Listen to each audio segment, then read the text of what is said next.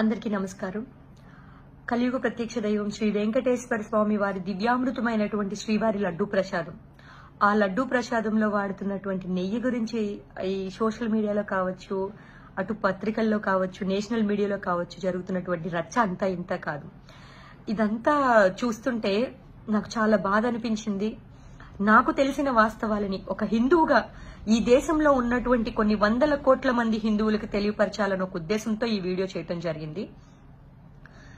ఎవరైతే స్వామివారి ప్రసాదాన్ని స్వీకరించారో, స్వీకరించబోతున్నారో వారందరూ కూడా భక్తి శ్రద్ధలతో సంతోషంగా స్వామివారి ప్రసాదాన్ని స్వీకరించవచ్చండి. దానిలో ఎటువంటి జంతుపరమైనటువంటి కొవ్వు కానీ, ఎటువంటి వెజిటబుల్ ఆయిల్స్ కానీ అందులో కలపలేదు, కలపరు కూడా. ఎందుకు నేను ఈ విషయాన్ని ఇంత గట్టిగా చెప్తున్నాను అని అంటే, ఈ ప్రసాదం తయారీ వంటశాల ఏదైతే ఉందో దానిని మనం పోటు అని అంటే అది అందరికీ తెలిసిన విషయమే. దానిని కొన్ని ప్రత్యేకమైన కుటుంబాలకు సంబంధించినటువంటి పూజారుల చేత స్వామివారి ప్రత్యేకమైన నైవేద్యాలు, స్వామివారి ప్రత్యేకమైన ప్రసాదాలని ఈ లడ్డు ప్రసాదాలని తయారు చేయిస్తారు. ఈ వంటశాలకు వచ్చేటువంటి ముడి సరుకులు, ఈ ప్రసాదం తయారీ కోసం కానీ, నైవేద్యం తయారీ కోసం కానీ వచ్చేటువంటి ముడి సరుకులు ఏవైతే ఉన్నాయో వాటన్నిటినీ కూడా ఇనిషియల్ గానే తిరుమల తిరుపతి దేవస్థానం వారి పరిధిలోనే కొన్ని పరీక్షలు నిర్వహింపబడతాయి. ఆ ముడి సరుకులన్నిటికీ అవి ఏవైనా కూడా, జీడిపప్పు అయినా, కందిపప్పు అయినా, లేదు అని అంటే నెయ్యి అయినా, పాలైనా, పంచదారైనా, బెల్లమైనా, ఏవైనా కూడా ఆ యొక్క పరీక్షల్లో వాటి యొక్క నిష్పత్తి, ప్రసాదానికి తయారీకి కావాల్సినటువంటి ప్రమాణాలు అన్నీ కూడా, విలువలు అన్ని కూడా అందులో ఉన్నాయా లేవా అని చూసి ఉన్న వాటిని మాత్రమే ప్రసాదీ తయారీ కేంద్రమైనటువంటి పోటుకు పంపిస్తారు.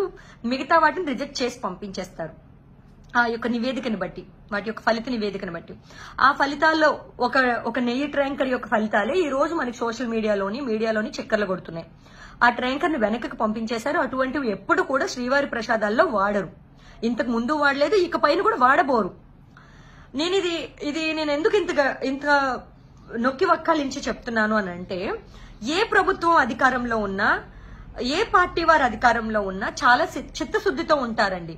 ఎందుకు చెప్తున్నాను అని అంటే, గత ప్రభుత్వం జగన్మోహన్ రెడ్డి గారి అధికారంలో ఉన్నప్పుడు కూడా ఈ ముడి సరుకులకు సంబంధించినవంటి, అది నందిని గీ అవ్వచ్చు, లేదు అని అంటే దుర్గా గీ కావచ్చు, విజయ గీ కావచ్చు, లేదా టిటిడి గీ కావచ్చు, లేదా జీడిపప్పులు, వేరే కంపెనీ జీడిపప్పులు కావచ్చు, పంచదార, బెల్లం, ఏవైనా కూడా ఇలా 46 రిజెక్షన్స్ జరిగాయండి. అలాగే అంతకుముందు చంద్రబాబు నాయుడు గారు అధికారంలో ఉన్నప్పుడు కూడా కొన్ని రిజెక్షన్స్ జరిగాయండి. అప్పట్లో ఈటీవీలో కూడా వచ్చాయండి. జగన్మోహన్ రెడ్డి గారు కూడా ఛానల్స్ లో వచ్చాయండి. ఇప్పుడు కూడా ఛానల్స్ లో వస్తుంది. అలా రిజెక్ట్ చేసి పంపించేశారనేది ఎందుకు నేను నొక్కి వక్కాలించి చెప్తున్నాను అని అంటే, ఏ ప్రభుత్వం వారైనా సరే తిరుమల తిరుపతి దేవస్థానం విషయంలో చిత్తశుద్ధితో ఉంటారు, ఉండి తీరాల్సిందే ఎవరైనా సరే. సో ప్రసాదాల్లో కల్తీ అనేది అట్లాంటివి జరగవండి.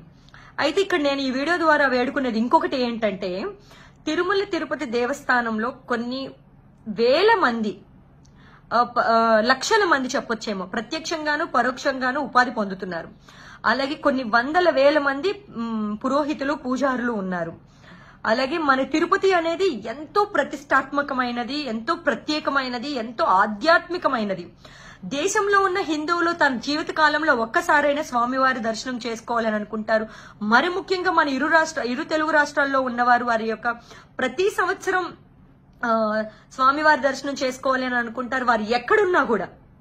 అదేవిధంగా సంతానం కలిగితే వారికి మొదటి తలనీలాలు శ్రీవారికే ఇస్తారు.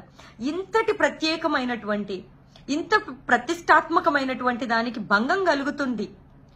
దీనిని ఏదైతే జరుగుతుందో ఇదంతటికీ కూడా తెరపడే విధంగా ఒక సరైన ఎంక్వైరీ వేసి దానిని త్వరితగతిన దానికి తెరదింపే విధంగా మీ యొక్క చర్యలు ఉంటాయని కోరుకుంటున్నానండి. ఈ రాష్ట్ర ముఖ్యమంత్రి వర్యులైనటువంటి శ్రీ నారా చంద్రబాబు నాయుడు గారిని, అదేవిధంగా ఉప ముఖ్యమంత్రులైనటువంటి పవన్ కళ్యాణ్ గారిని త్వరగా, అతి త్వరలోనే ఈ యొక్క దీనికి ఇన్సిడెంట్ కి త్వరగా శుభం కార్డ్ పడుతుందని మిమ్మల్ని వేడుకుంటున్నాను, కోరుకుంటున్నాను.